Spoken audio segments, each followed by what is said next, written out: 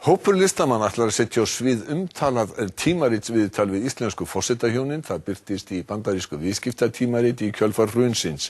Verkið Nei Dorrit verður flutt í Iðnó annað kvöld. Þetta verður ekki auðvelt.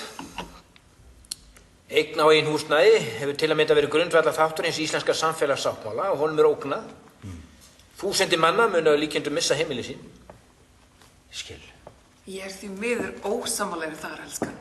Það á enginn eftir að missa heimili sitt. Viðtalið birtist í mars í fyrra og vakti mikla athygli, ekki síst fyrir samskipti forsetahjónanna sem voru samviskusamlega skráð af blaðamanninum.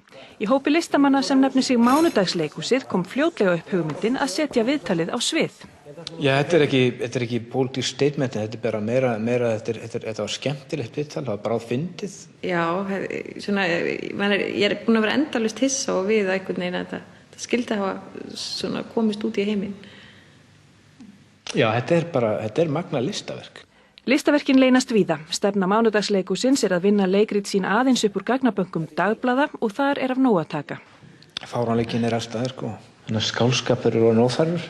Það er rosa erfitt að vera rithöfundur í þetta. Það er ekki hægt að toppa þetta, ekki á nokkuð.